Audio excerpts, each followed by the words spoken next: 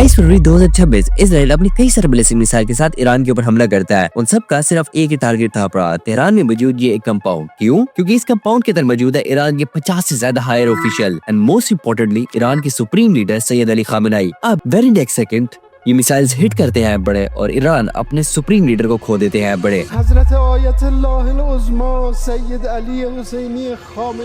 But सवाल तो ये पैदा होता है कि इसराइल और यूएस से एक 85 ईयर ओल्ड बूढ़े आदमी से इतना क्या डरते थे कि उन्होंने उसको इतनी प्लानिंग करके असैसिनेट करवाया एंड मोस्ट इम्पोर्टेंटली आखिर इन सब का आपस में फटा गया है बड़ा। तो आओ जानते हैं यूएसए, ईरान, इसराइल इन सब का कंप्लीट कॉन्फ्लिक्ट इस एक वीडियो के अंदर। Terrorist regime can never have a nuclear weapon. I'll say it again. They can never have. अच्छा, तो यूएस एंड इसराइल ने जब ईरान के सुप्रीम लीडर को मारा तो मैंने सोशल मीडिया पे देखा कि काफी सारे लोग खुशियां मना रहे हैं बड़े कि लेट्स गो, यूएसए ने एक डिक्टेटर मार दिया है बड़ा। अब वहाँ पे डेमोक्रेसी आएगी, तमाम लोगों को उनके राइट्स मिलेंगे एंड वहाँ पे अब अमन ही अमन होगा, चिल सीन रहेंगे। आओ थोड़ा वक्त में पीछे चलते हैं। तो जो ईरान के अंदर भी करंट रिजीम है ना, जिसको हम इस्लामिक रिजीम कहते हैं, ये एस्टेब्लिश हुई थी 1979 के अंदर। इससे पहले ईरान के अंदर मोनार्की थी बड़ी, जिसके ऊपर राज करता था बड़ा रजा शाह पहलवी 2। अब ये रजा शाह पहलवी और ये सारा जो ईरान रेवोल्यूशन वाला सीन है बड़ा ना, ये मैंने एक सेपरेट वीडियो के अंदर कवर किया हुआ है बड़ा, जो तुम इस यहाँ पे क्लिक करके देख सकते हो बड़े। बड़ा डिस्क्रिप्शन में लिंक डाल दूंगा मैं।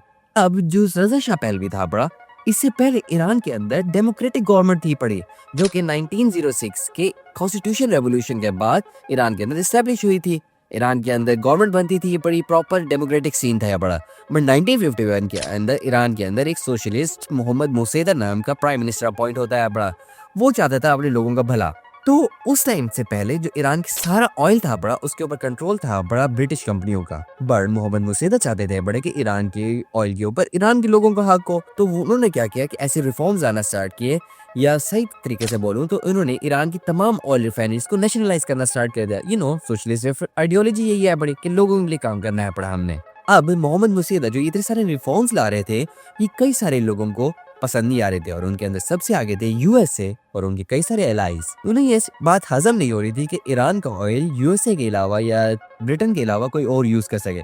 तो उन्होंने क्या किया, उन्होंने 1953 के अंदर ईरान के अंदर एक कूप कंडक्ट किया, जिसके बाद उन्होंने वहाँ की डेमोक्रेटिक गवर्नमेंट, जो लोगन चुनी हुई गवर्नमेंट थी बड़े, उसको एकदम ओवरथ्रो करके वहाँ पे मोनार्की अपना एक पपेट बादशाह बिठाया, जिसने पूरे ईरान को बदला, व्हाइट रेवोल्यूशन लाया, वहाँ पे तमाम लोगों की आइडेंटिटी छीनी। मैं तुम्हें कह रहा हूँ कि वीडियो जाके देख लो, वहाँ पे तुम्हें मैंने सारा डिटेल में समझाया है बड़ा।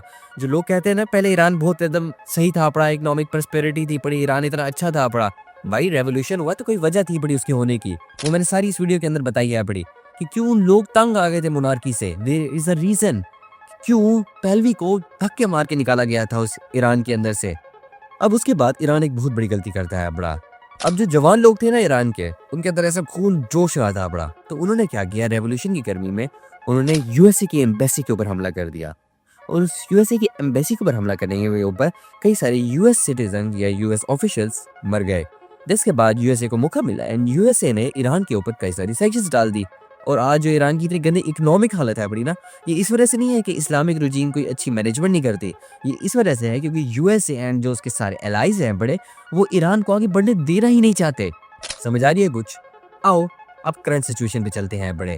तो इसराइल और यूएसए ने जो ईरान के ऊपर अटैक किया था, सबसे पहले उसने उस कंपाउंड के ऊपर हमला किया जहाँ सुप्रीम लीडर थे बड़े, और सुप्रीम लीडर वहाँ उनकी एट द पॉइंट डेथ हो गई और उनके साथ उनके कई सारे फैमिली मेंबर, जिसके अंदर उनकी बेटी, उनकी बहू और उनका दामाद एंड साथ ही उनकी एक कुछ महीनों की पोती भी शामिल थी पड़ी, जो उस अटैक के अंदर सब मारे गए। और उसके अलावा कई सारे ईरान के हायर ऑफिशियल्स भी मारे गए। बट सरप्राइजिंगली उसके अंदर ईरान के प्रेसिडेंट और साथ ही उनके रिवोल्यूशनरी गार्ड के चीफ अयतुल्ला अली लारजानी बच गए। अब इसके बाद ईरान रिटेलिएट करता है बड़ा, और ईरान रिटेलिएशन के अंदर पूरे मिडिल ईस्ट के अंदर हर एक मुल्क जहाँ पे यूएसए की बेस थी पड़ी, उन सब के ऊपर अटैक करता है बड़ा, जिसके अंदर शामिल थे बड़े Saudi Arabia, UAE, Bahrain, Qatar, Kuwait, Iraq, Oman, Jordan, Azerbaijan. और अभी कुछ रिपोर्ट के मुताबिक तो उसने तुर्की के ऊपर भी कुछ अटैक किए हैं बड़े। और इस अटैक के अंदर उसने ईरान ने 500 से ज्यादा बैलिस्टिक मिसाइल्स और क्रूज मिसाइल्स, 2000 से ज्यादा ड्रोन्स भेजे हैं बड़े। और ईरान की तमाम प्रॉक्सीज भी एक्टिव हो चुकी हैं बड़ी, इवन दो हिजबुल्ला और हुतीज इतने स्ट्रॉन्ग नहीं रहे पास्ट कुछ अटैक्स के बाद।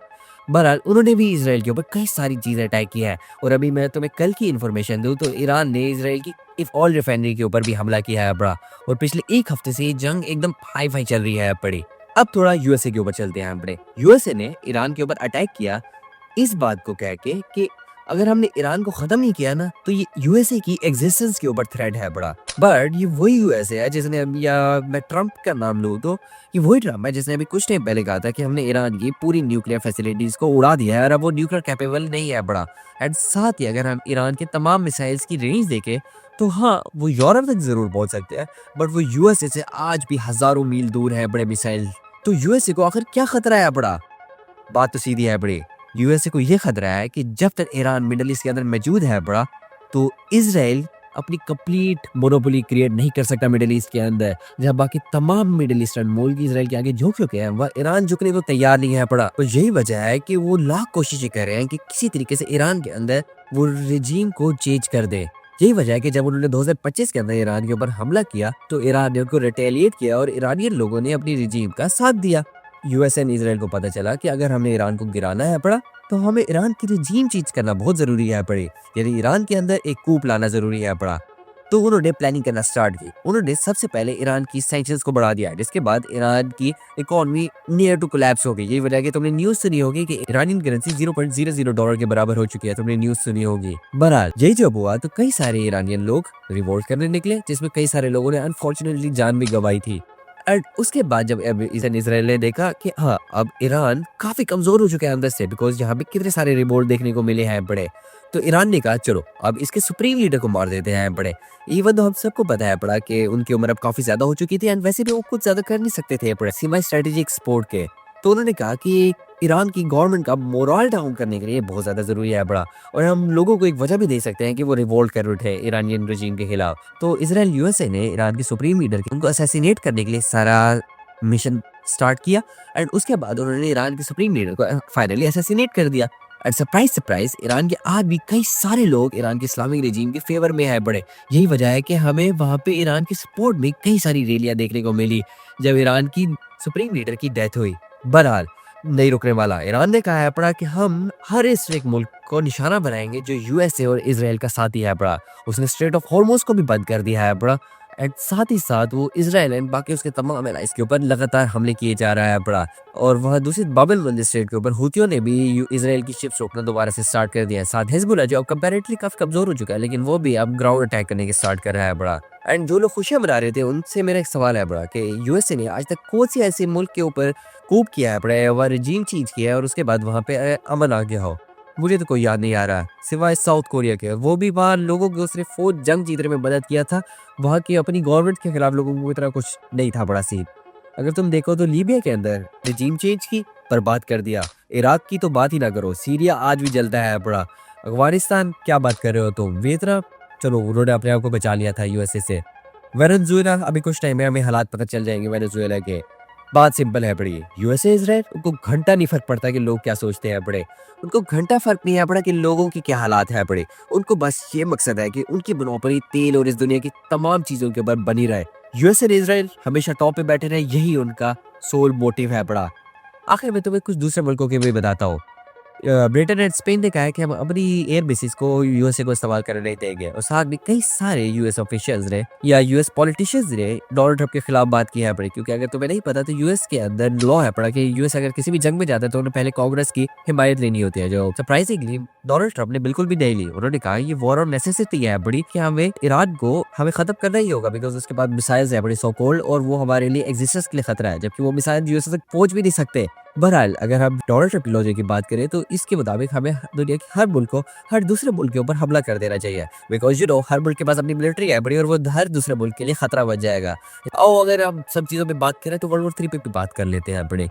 क्या वर्ल्ड वॉर 3 पॉसिबल है? बिल्कुल भी नहीं। वर्ल्ड वॉर 3 होने के लिए हमारी दुनिया के अंदर कंप्लीट 2 साइड्स होनी चाहिए, जैसे वर्ल्ड वॉर 1 और वर्ल्ड वॉर 2 के अंदर हुआ था। हमारे पास Axis and Allies power, 2 complete difference power मौजूद थी बड़ी पूरी दुनिया के अंदर, लेकिन अभी ऐसा कुछ सीन भी नहीं है बड़ा। एंड आज की वीडियो को यहीं तक रखते हैं, अगली वीडियो में मिलते हैं, तब तक के लिए अल्लाह हाफिज।